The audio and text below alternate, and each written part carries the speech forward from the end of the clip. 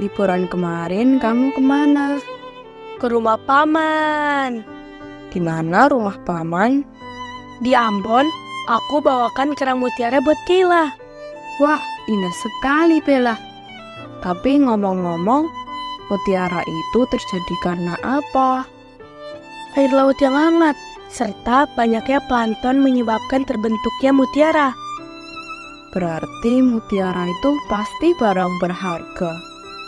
Sangat mahal dan indah, maka Tuhan Yesus mengibaratkan kerajaan sorga dengan mutiara. Kita dengarkan penjelasan hamba Tuhan dari Injil Matius pasal 13 ayat 45 sampai 46. Jangan sampai kita abaikan pelajaran berharga ini. Adik-adik, ayo kita berdoa karena kita mau belajar firman Tuhan dalam petualangan kita di dalam kerajaan Allah. Mari kita berdoa. Bapa di surga, kami bersyukur, kami berterima kasih boleh kembali belajar firman Tuhan.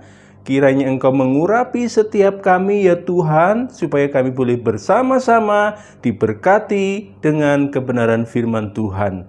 Buka hati kami, jadikan tanah yang subur bagi kebenaran firman-Mu. Dalam nama Tuhan Yesus kami berdoa, amin. Adik-adik, dalam petualangan sebelumnya, Tuhan Yesus menggambarkan hal kerajaan surga seumpama harta yang terpendam. Kali ini Tuhan Yesus menggambarkan hal kerajaan surga seumpama mutiara yang indah. Seperti apakah ceritanya? Nah, dengarkan baik-baik adik-adik. Adalah seorang saudagar yang sangat merindukan mempunyai sebuah mutiara yang indah, mutiara yang bulatnya sempurna, warnanya tidak bercacat, pokoknya yang indah sekali. Dia berkeliling dari satu tempat ke tempat yang lain untuk mencari mutiara itu, adik-adik. Nah, suatu hari saudagar ini menemukan mutiara yang selama ini dia idam-idamkan. Dengan senang hati dia mengeluarkan semua uangnya untuk mendapatkan mutiara itu. Tetapi sayangnya adik-adik, mutiara itu tidak terbeli dengan harta, dengan uang yang dia punya pada waktu itu.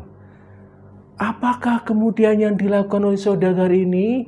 Saudagar ini kemudian menjual semua harta benda yang dia punya agar uangnya cukup, sehingga uang semua dikumpulkan dan dia membeli itu mutiara yang indah. Adik-adik, sebenarnya apakah yang Tuhan Yesus ingin ajarkan dengan cerita ini? Adik-adik, tentu kita semua tahu mutiara adalah memang sesuatu yang sangat indah. Dan tahukah kalian bahwa mutiara itu harganya sangat tidak ternilai pada waktu zaman Tuhan Yesus menceritakan hal ini, adik-adik. Pada waktu itu orang harus bertaruh nyawa untuk mendapatkan sebuah mutiara. Jadi memang nilainya sangat-sangat mahal. Bahkan boleh dikatakan tak ternilai. Ini Tuhan Yesus mau mengajarkan bahwa mutiara itu adalah kerajaan Allah. Kerajaan Allah itu adalah sesuatu yang sangat indah, jauh lebih indah dari segala sesuatu yang pernah kita lihat. Dan hal kerajaan Allah itu sesuatu yang sangat bernilai, bahkan tak ternilai, jauh melebihi nilai dari semua yang kita punya, adik-adik. Di kesempatan lain Tuhan Yesus mengatakan demikian. Apakah gunanya kamu mempunyai seluruh dunia ini, tapi kamu kehilangan nyawamu? Apa artinya? Artinya, apa gunanya kita mempunyai seluruh dunia ini, tetapi kita dibuang ke neraka? Jadi, Lawan dari itu adalah kita mempunyai surga. Surga itulah kerajaan Allah. Jadi kerajaan Allah itu tidak bisa dibandingkan dengan seluruh dunia saatnya kita mampu mempunyai seluruh dunia ini, adik-adik. Nah, Tuhan Yesus mau mengajarkan, sudahkah kita bersyukur karena Tuhan telah memberikan anugerah yang begitu indah? Sudahkah kita bersyukur karena Tuhan telah menganugerahkan sesuatu yang sangat-sangat bernilai? Sudahkah kita dalam hidup kita selalu bersyukur kepada Tuhan? Dalam suka, dalam duka, dalam hal apapun, sudahkah kita bersyukur kepada Tuhan? Sudahkah kita mendapatkan penghiburan karena kita itu mempunyai harta yang paling indah, harta yang paling bernilai? Mungkin kita di antara kita ada yang berpikir, Pak, saya tidak bisa merasakannya karena seringkali saya takut, saya seringkali khawatir, saya seringkali gentar. Nah, memang sulit adik-adik untuk kita bersyukur menikmati anugerah Tuhan yang begitu besar ini.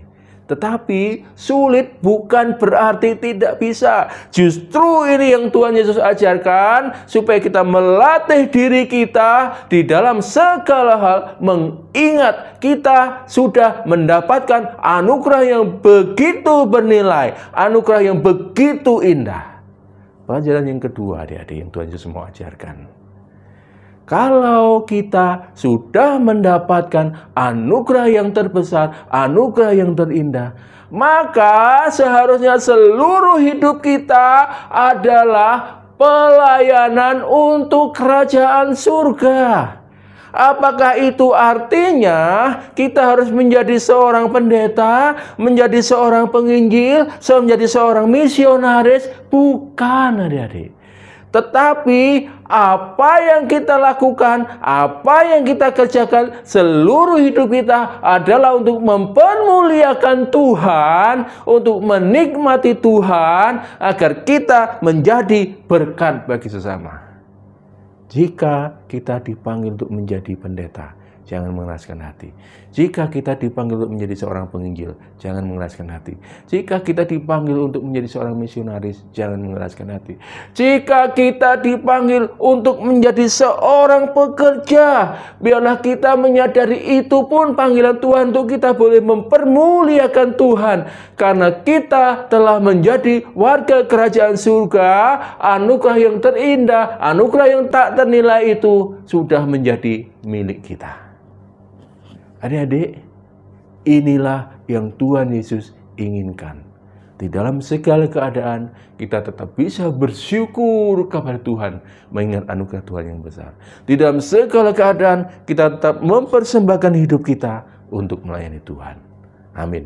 Mari kita berdoa. Kami bersyukur, kami berterima kasih karena Engkau memberikan anugerah yang besar, yaitu keselamatan di dalam Kristus Tuhan. Bapa, tolonglah kami, supaya kami tetap mengingat anugerah-Mu yang besar ini. Supaya di dalam segala keadaan, kami tetap bersyukur kepada Tuhan. Tetap dapat menikmati Engkau, dan tetap dapat mempermuliakan nama-Mu ya Tuhan. Terima kasih Bapa, dalam nama Tuhan Yesus kami berdoa. Amin.